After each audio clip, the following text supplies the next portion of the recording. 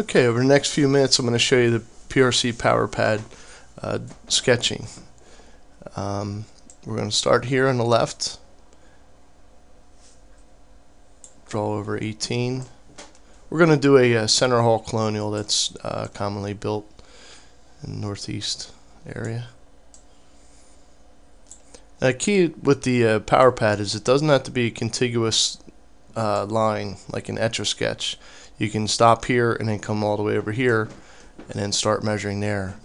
I mean, it's very important for us assessors in the field because you can't always measure in a continuous line, so sometimes in real life you have to come over and start in a different area.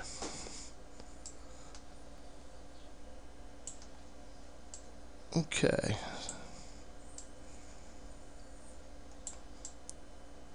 So it's real important that the program works just like pencil and paper. It lets you draw freehand. As far as angles, it can take any angle. Do a 4x4 up here.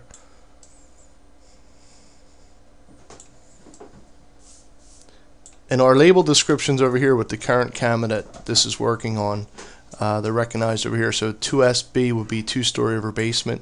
You just drag and drop it in. We're going to make this back section over here CC over 1-story over basement, which would be cathedral ceiling over 1-story over basement.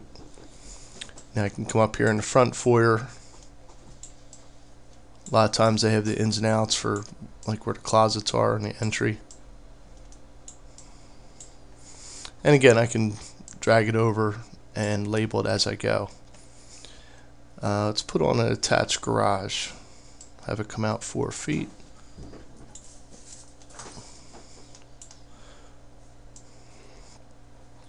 Now see over here on the left at the bottom there's an encode button, and that's red because there's a segment that doesn't square. So if you're not sure where it's not squaring, you can hit encode and it gives you that radar blip, and you can see at that 20, the 20 is here and the 21, so that doesn't square. As soon as I close it, then it closes and it goes, the encode button indicates that it's green. That means it's ready to go. Now if I hit encode now while I'm going, you can see all these segments are filled in with color because they're labeled. This segment's not filled in with color because it's not yet labeled. So that lets the user know in the field before he or she leaves that they have to label all the segments. Okay. We like to put in where the air conditioners are. That way we have some verification if a homeowner questions, if they had an air conditioner. I can hit move and move air conditioner. I can move this wall over. Say you come out and they extended it. Just pick up your pencil and then redraw it, hit encode. You can click move sketch to move the entire sketch. Say they put a big addition on the back and you need more room. Pick up your pencil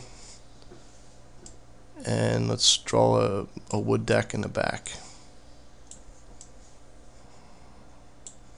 And again, we want to label that. WD is wood deck with this CAMA system. Hit encode. The other thing you can do to change the size, you can change the scale over here by moving this zoom in and zoom out. So if you want to make it bigger, click your move sketch and just put that up there. We also have icon for fireplaces. We like to indicate where the fireplaces are. Again, it's another cross-reference for homeowners and for users. If you're working in a development, a subdivision where there's cookie cutter homes and you do one, we have a template. You would just template the property, and if this property, the subject property, the garage is on the right, if you do one across the street where the garage is on the left, all you have to do to flip the sketch is you just hit reverse and just click the button. It's going to give you the whole entire sketch in reverse, mirror image. Okay.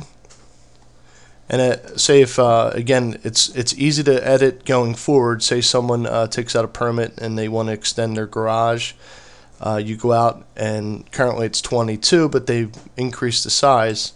Just hit eraser, pencil, and then say they extended it 5 more feet. just go over here and hit encode, make sure everything squares, everything's filled in, and then you're good to go. The other thing is you can we have a graph on here, a scaled graph. You could take that off if you choose to do so. Different users like it, different ways. Personally, I like the graph, but there's a lot of users in New Jersey that like the without the graph. There's the different layers.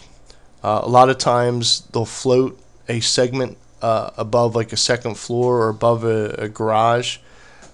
Say they added a second floor wood deck.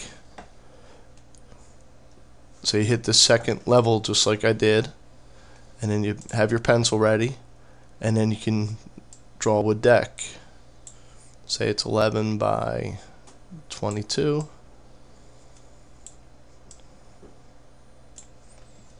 And again, you want to label the description, then hit encode, and you can see segment F is a wood deck. It's up here, and it's floating over segment D, which is the ATG, which would be attached garage. And all the square footages are up here as well.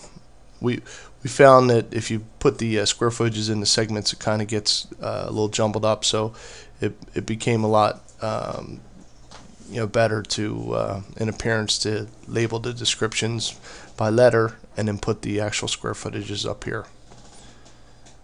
Okay, and then that would conclude your sketching program.